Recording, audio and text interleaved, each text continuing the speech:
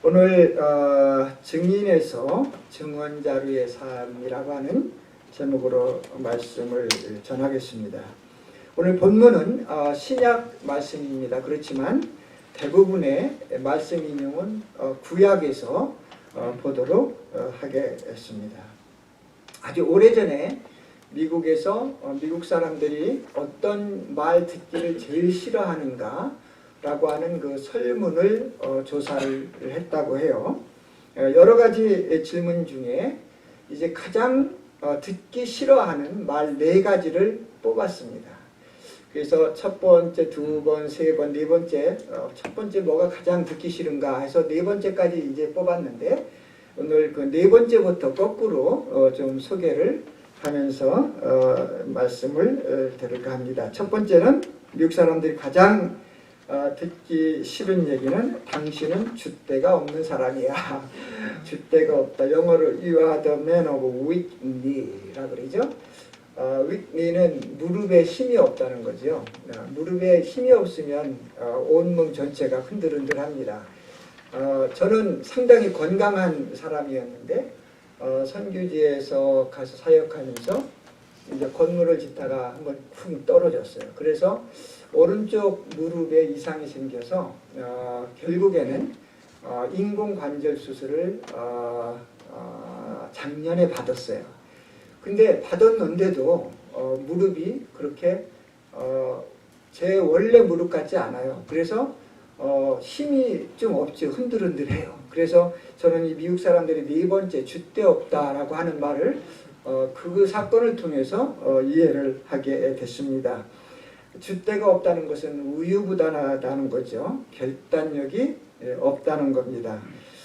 흔들릴 수밖에 없는 거죠. 그래서 미국 사람들이 이 말을 참 싫어한다. 세 번째는 당신은 게으른 사람이야.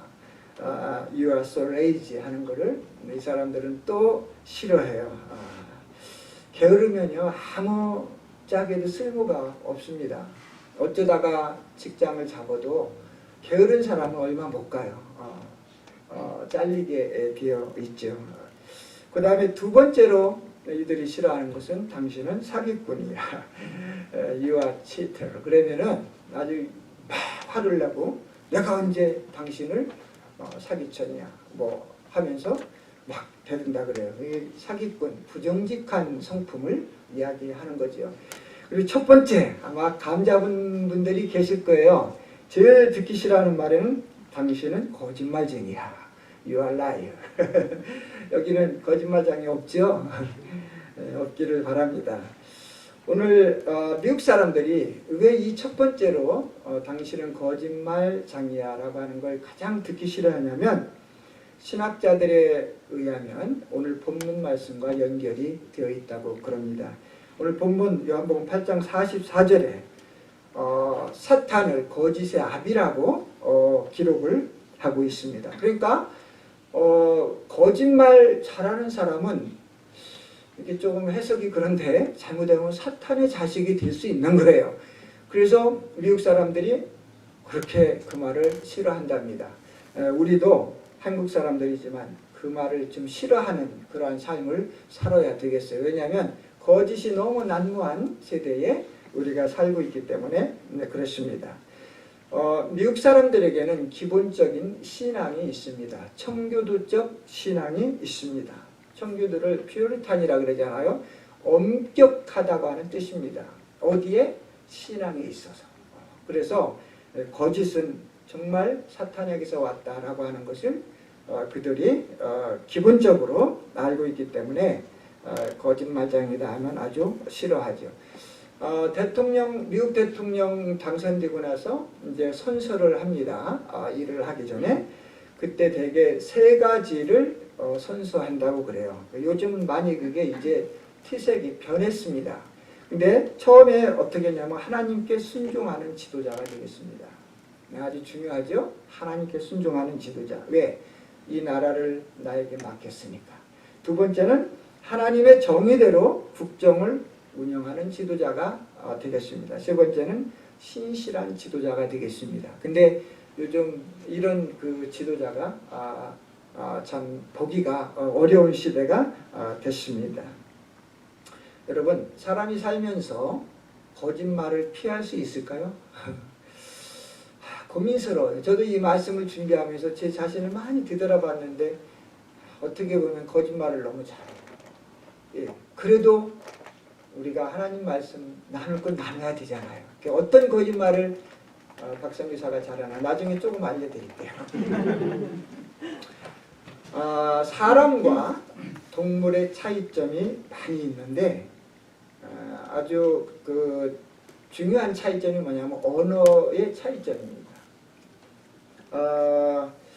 강아지도 우리가 참 귀엽게 키우지만 말은 못하지만 어느 정도 자기들의 필링으로 자기들 삶에 좀 기쁨이랄까 이런 거를 누리는 것 같아요.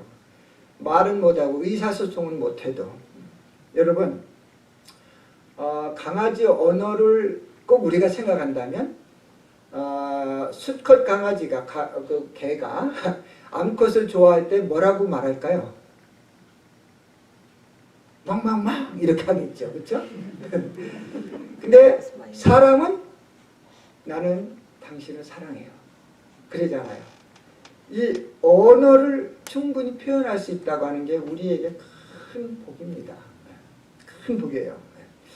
근데 이렇게 큰 복을 받고 살면서 언어를 사용할 수 있는 특권을 우리가 얻어서 사는데 한편으로는 이 특권 때문에 하나님께 죄를 짓는 게 너무나 많은 거예요.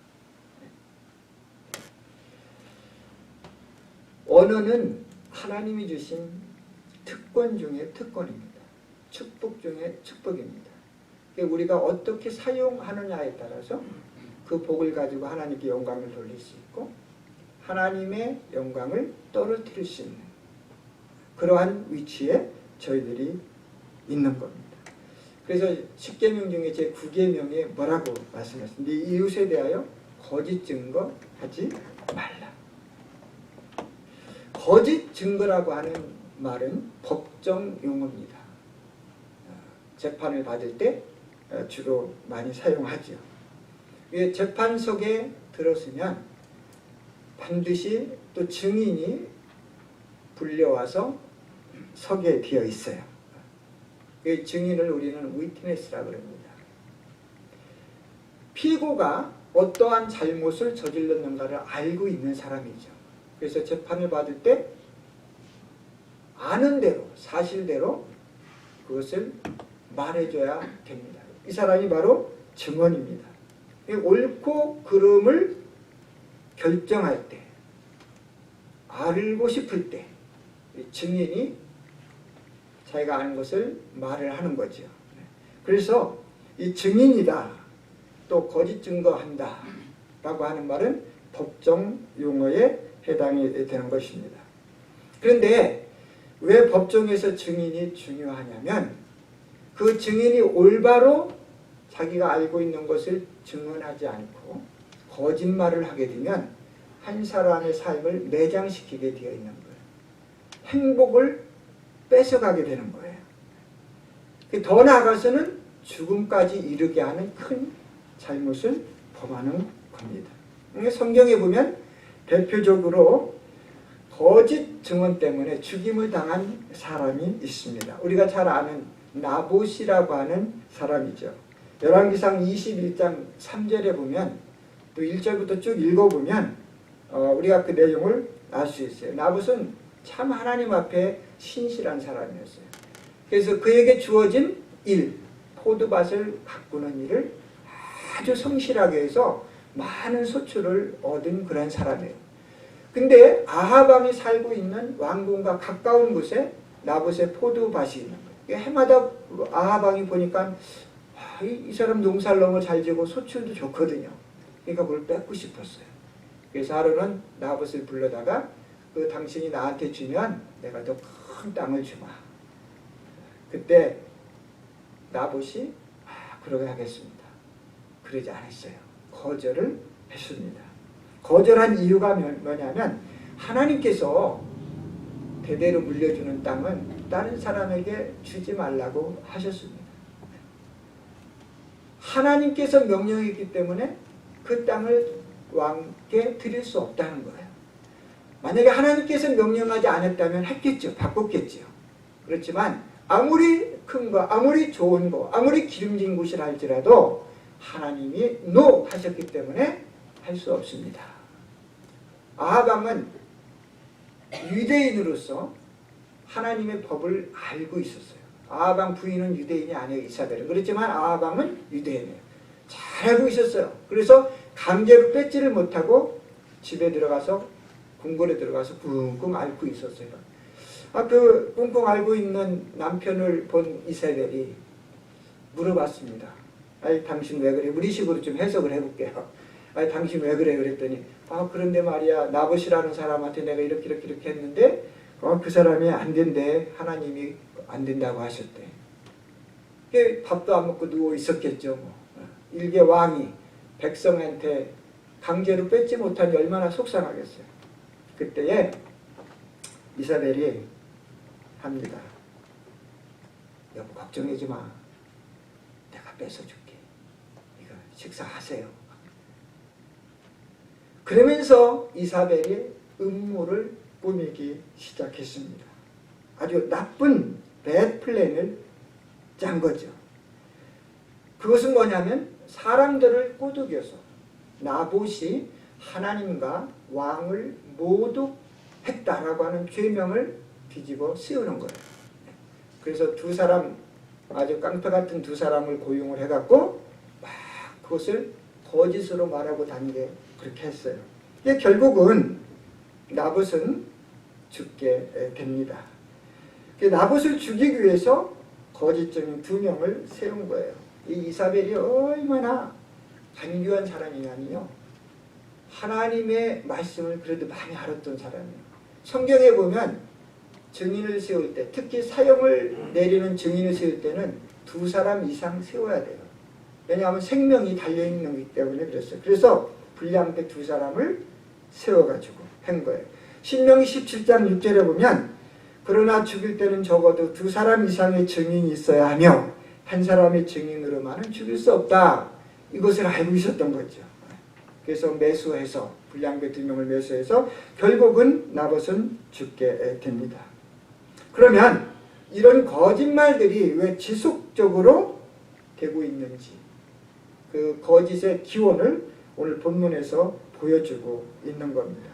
요한복음 8장 44절에 예수님이 자신을 꾸짖는 유대인들에게 하신 말씀이죠. 거짓의 아비, 너희는 거짓의 자녀, 이렇게 말씀을 합니다. 여러분, 우리가 크리스찬이라고 하면서 습관적으로 거짓말하는 사람들은 우리가 퀘스천을 갖고 봐야 돼요.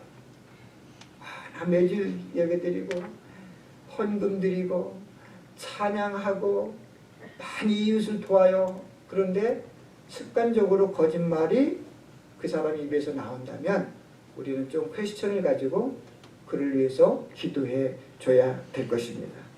창세기 3장 1절, 우리가 너무 잘 아는 하와와 이브가 하는 대화죠. 사탄은 3장 1절에 하와한테 물어봅니다. 하나님께서 이 동산에 있는 모든 나무의 열매를 먹지 말라고 하셨니? 모든이라는 그러한 표현을 씁니다. 근데 창세기 2장 15절 이하에 보면은 하나님은 모든 나무라고 안 했어요. 중앙에 있는 나무. 여기서 우리가 사탄의 계획을 알아야 합니다.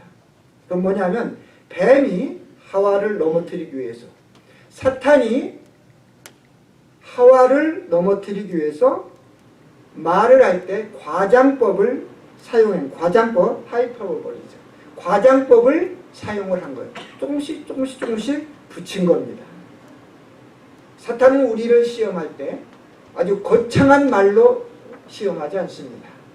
야금야금 먹어 들어갑니다. 우리가 그것을 알아야 합니다. 그것은 누구에게나 마찬가지예요. 저에게도 마찬가지고 장로님들에게도 마찬가지고 평신도에게도 마찬가지예요. 주님의 일을 앞장서서 하는 사람들일수록 사탄은 더 야금야금 도전을 합니다. 왜냐하면 처음부터 무턱대고 확 도전을 하면 발로 채이니까 그걸 합니다. 그래서 조금씩 과장해서 바뀌어서 하나님의 사람들을 시험하게 되는 거죠. 이게 하와가 사탄의 이 과장법에 걸려 넘어가서 과일을 따먹고 남편에게도 주고 결국 죄가 이 땅에 오게 된 것입니다. 그런데 예수님께서 오셔서 거짓의 죄를 용서해 주시고 우리를 위해서 대신 죽으셨습니다.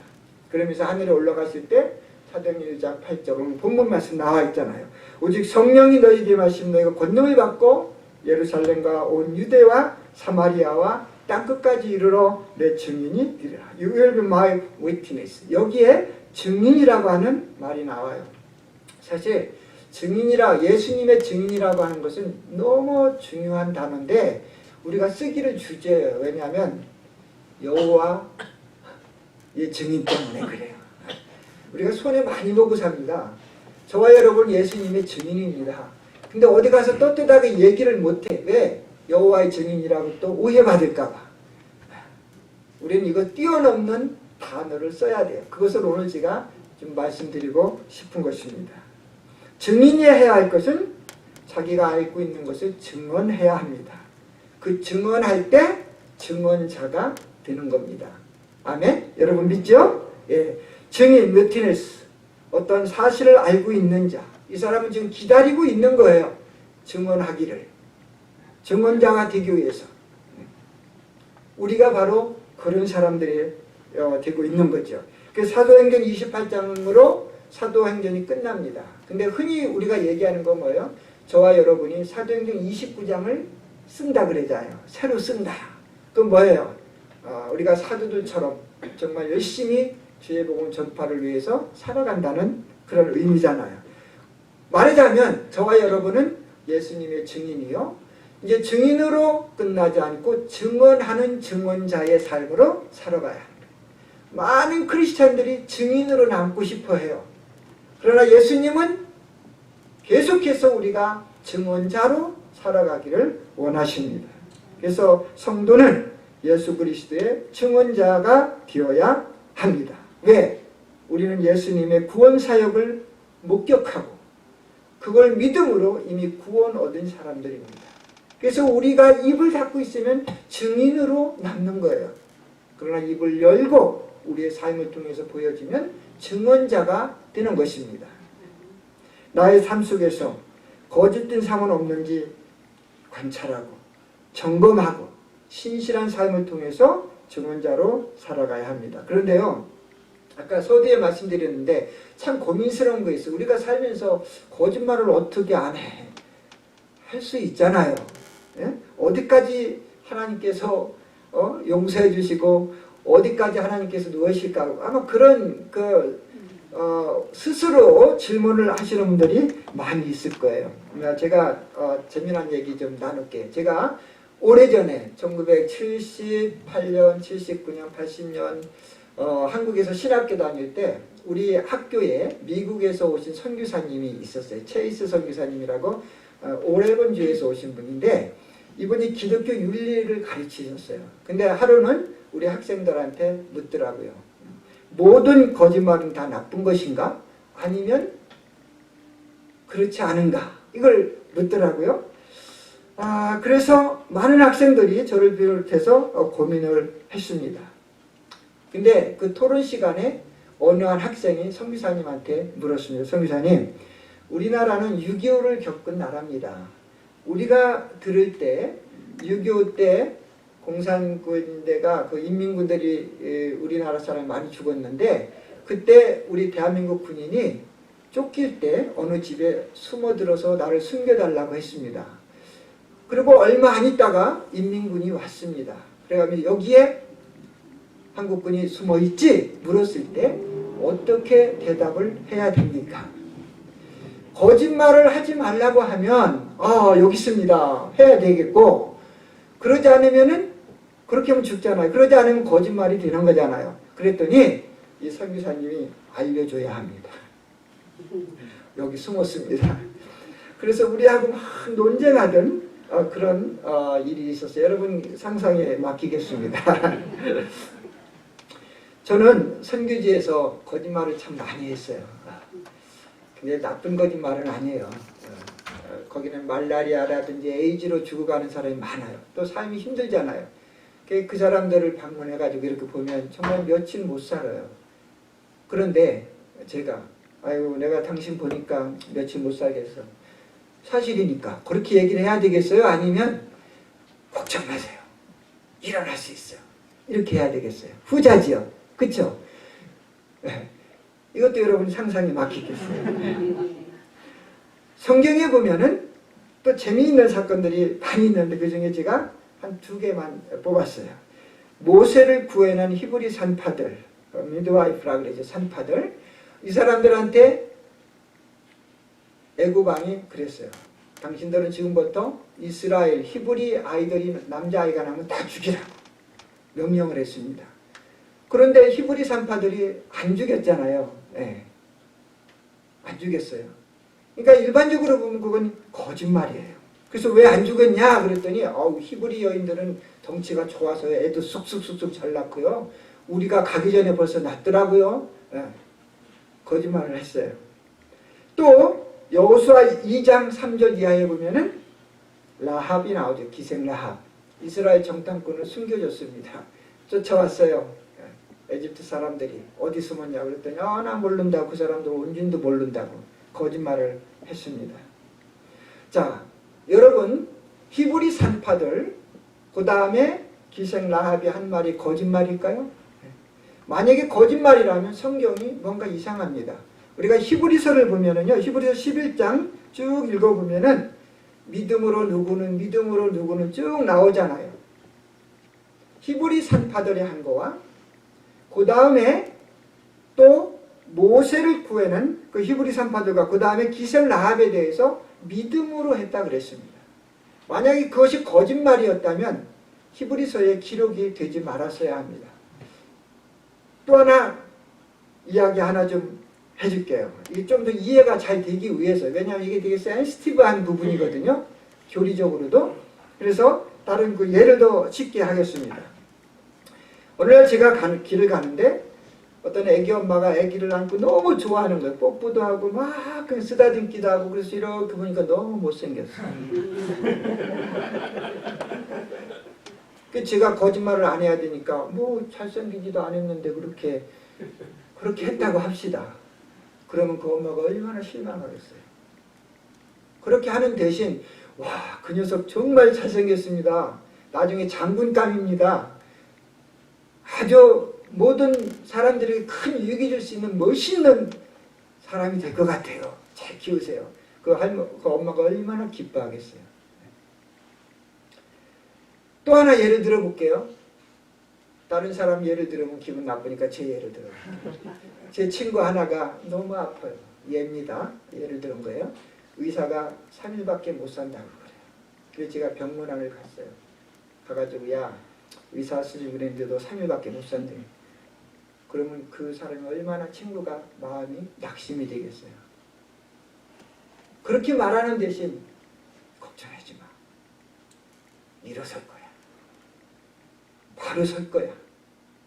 예수님이 함께 하시니까 너는 일어설 거야. 그런데 며칠 후에 세상을 떴어요. 그렇다고 제가 한 말이 거짓말이 될까요? 또 하나 아주 지혜로운 대답으로 생명을 구한 사건, 이건 실화입니다. 근데 오래전 얘기입니다. 1400년대의 일입니다. 프랑스의 루이 11세가 프랑스를 통치하고 있을 때입니다. 근데 그 프랑스 전역에 예언자들이 얼마나 많았었는지 백성들을 겁줘서 불안에 떨게 하는 그런 예언자들이 많았어요. 그래서 그 루이 14세 황제가 칙령을 내렸어요. 모든 예언자들을 다 잡아서 죽여라. 근데 그 모든 예언자들 중에서 제일 으뜸이 가는 리더격인 그 예언자도 잡혀왔어요. 그래서 황제 앞에 앉혔습니다. 이제 얼마 있으면 죽어야 되잖아요. 그 황제가 그 사람에게 물었습니다. 네가 정말로 예언자라면 네 운명을 맞춰보아라. 네가 얼마나 더 살 것 같냐? 그랬더니 이 예언자가 말하기를 폐하, 정확한 날짜는 알 수 없으나 제가 폐하보다 3일 먼저 죽는다는 것만은 확실합니다. 폐하가 황제가 그 말을 듣고 이 예언자를 죽이질 못한 거예요. 예언자 죽이면 3일 후에 자기도 죽을 것 같으니까. 지혜자죠. 여러분, 제가 여러 가지 예를 드렸습니다. 누가 이들이 한 말을 거짓말이라고 할 수 있겠습니까? 거짓말과 참말의 차이점이 있습니다. 거짓말은 사람을 죽입니다. 죄를 짓게 만듭니다. 근데 참말은 사람에게 용기를 주고 희망을 주고 기쁨을 주고 위기로부터 자신을 구하게 만듭니다.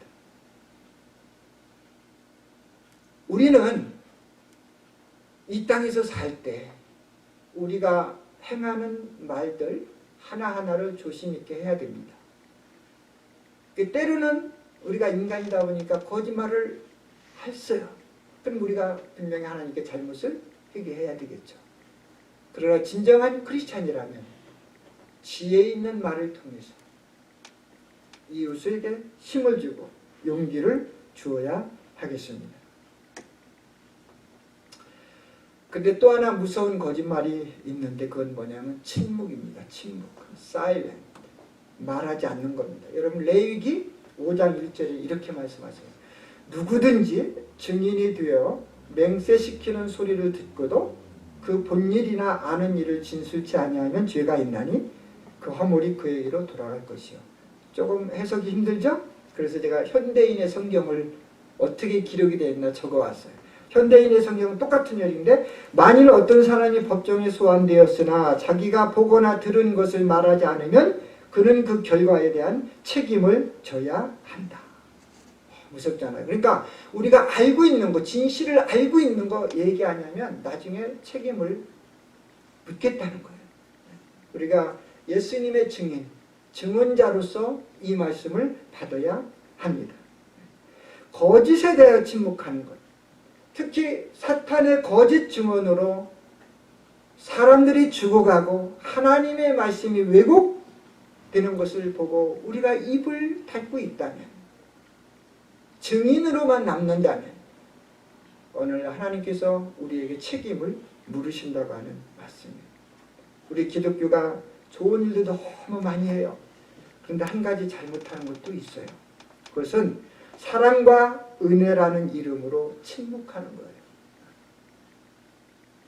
바람직하는 일을 보고도 사랑이 최고야. 은혜라는 이름으로 침묵하는 거예요. 여러분, 사랑은 하나님의 말씀에 증명이 되어야 합니다. 그러니까 하나님의 말씀에 뭐라 그럴까